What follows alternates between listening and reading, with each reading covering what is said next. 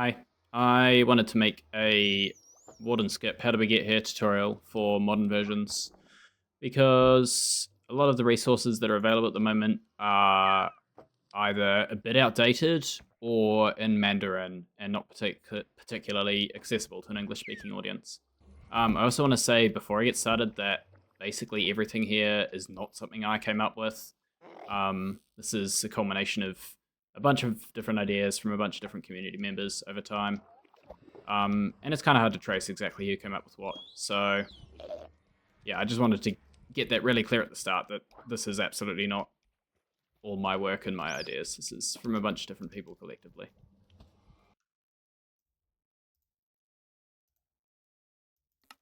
All right, so the first thing I'm going to explain is the actual setup that you're going to need. The central part of it is the pearl stasis chamber.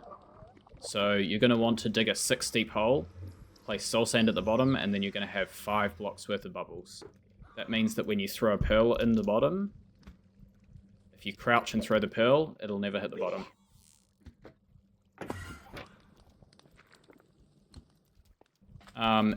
It's very important to build this on a chunk border. So you're going to have the trapdoor on top of the column and then a pressure plate on the other side of the chunk border. That way you can put a fishing bobber on the pressure plate and then it's going to be only lazy loaded when you leave and the pearl is chunk loading this green yellow chunk. Next to it you're going to want these 2 blocks here. I've just placed a water source against that glass block there. And then this hole to the side is just so it flows there and doesn't go all over the place. This hole itself is not actually necessary. But yeah, you're going to want this, and then you've got these 2 walls here that you'll be swimming into. And this is where you're going to sit, where you're going to be eating your pufferfish and doing the actual final stage of execution. You're going to want a portal right here. This should link to the nether roof. You should set that up beforehand. Then you've got your shulker.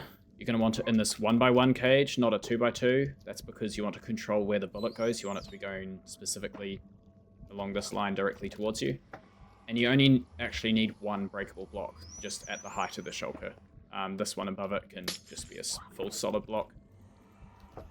This glass is just here to represent any building block. Obviously it doesn't have to be glass.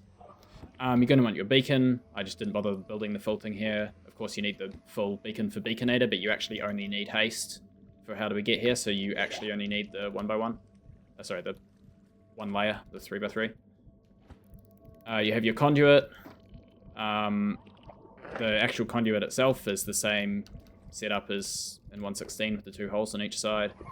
And then you're going to want to hang your dolphin from it. There should be 4 blocks of space between the fence and the top of the conduit.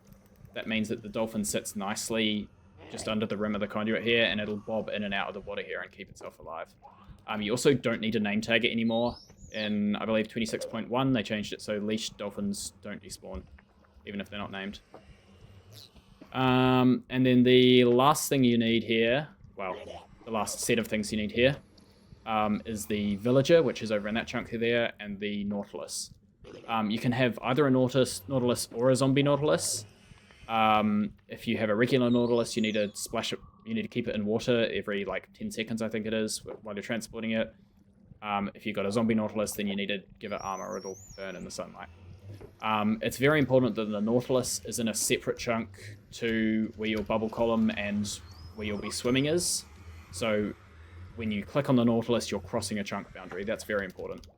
So if I showed that again, it's on opposite sides of the chunk. And then above the nautilus, you have the wither rose. That's just so when you're sitting on the nautilus, you're inside the block and you're touching the wither rose, and you get the wither effect. Okay.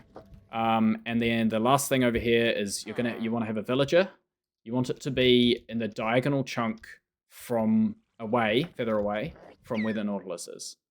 That's because the area that detects when you get a raid to spawn is when you're within 3x3 subchunks of a claimed workstation. So there's a smoker down there that the villager has claimed. So this chunk is the chunk the villager is in. The red area is the 3x3 around it. When you enter the red area, you get raid omen. and you want to enter the area by clicking on the Nautilus. So it's very important that the Nautilus is in a different chunk to where you're swimming. Right. Now I'm going to go over what you actually need to actually do. How do we get here? How do we execute it? This is essentially all that you need. This is the bare minimum. You're going to want armor so that the dolphin can see you while you're invisible. You're going to want 13 potions. That's these 12. Let me go over them. And the 13th is infested. That's a bit special, so it goes in the hotbar and you use it at the very end. That's so you don't have silverfish spawning all over the place while you're doing how do we get here. I'll go over these items and their actual use when we come to it. But for now, the very first thing you're going to want to do is do the raid, so you get Hero of the Village. There are ways to do that using the villager here and your portal. It's essentially like Purgatory Raid, but I'm not going to do that in this video. If I remember, I'll link some Billy videos in the description that show you how to do that. But essentially, yeah, you can do raid really fast with your spawn villager, and you can also get more ominous bottles by doing that, which is really nice. So you want to put the bobber on the pressure plate and offhand your rod, and then crouch and throw the pearl in. And now we're going to stand on this block of the portal, so we're in a perfectly straight line from the shulker. Break the block so the shulker can see us, and then pearl straight down so we go through the portal immediately. That way the shulker bullet will be traveling this way towards us, but will be unloaded until we teleport back by activating the stasis, and then the bullet hits us right away. So I'm going to do that now. You can also turn your ambient environment sounds off. Supposedly that stops the portal noise, although... Oh, okay. I guess that did stop it. I don't know why it was making noises before. Maybe it wasn't updated correctly. Anyway. Yeah, so I'm going to stand here, break this, and then pearl as soon as I hear the shulker shoot.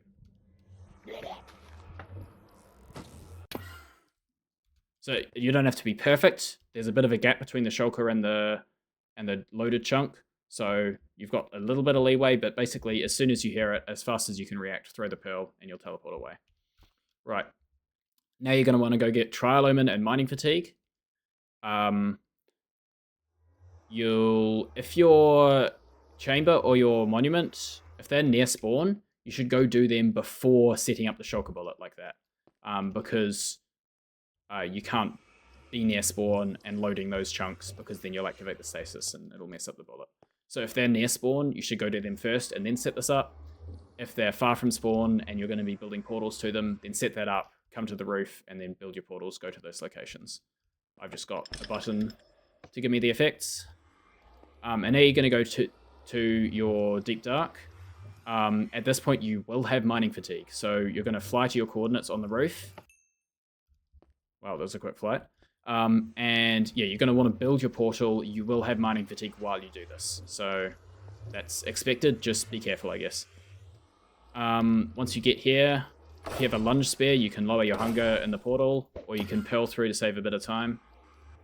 And then once you're here, this is an area that you would have prepped during the mid-game. So you would have found a natural shrieker, you would have cleared any sensors around it, and you would have built a portal that your roof portal can link to, and then obviously save the cords so you can come here.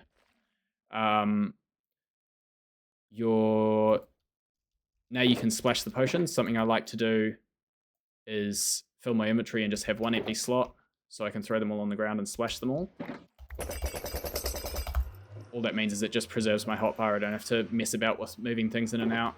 And most people, when they do this, they'll just bring a shulker box and leave it here. You've got Mining Fatigue, so you can't pick it up, but it's the end of the run. You don't need it anymore. Something I should have mentioned before I left, you need to make note of what way your setup is facing.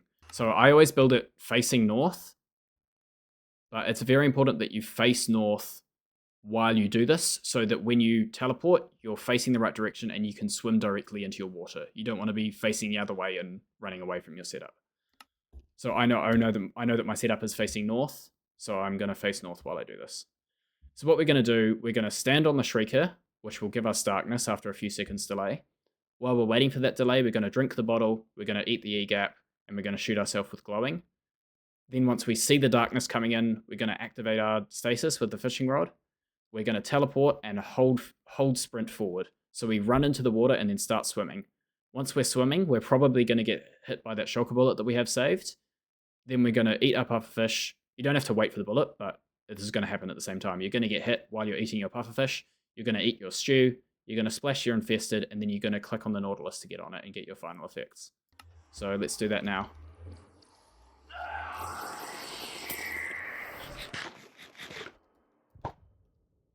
There's the darkness. Sprint, hold forward, get hit, pufferfish, stew, infested, get on. You'll see the effects here. There's only 32 showing at the moment. That's because we had Bad Omen and Trial Omen, but we had Bad Omen for a single tick, which is why clicking on the Nautilus to cross the chunk border is so important. So it all happens in the same tick. And then the 34th effect is Darkness, which doesn't have an icon. So that's everything.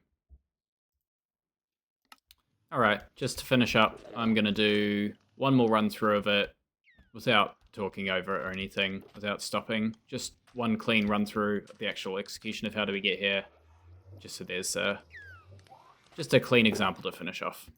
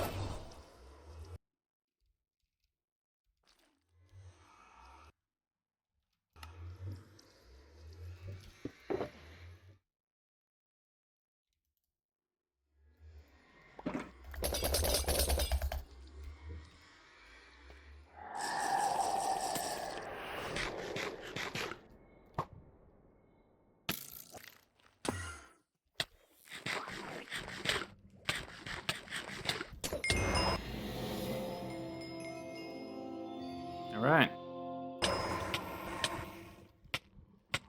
And I don't have a milk bucket.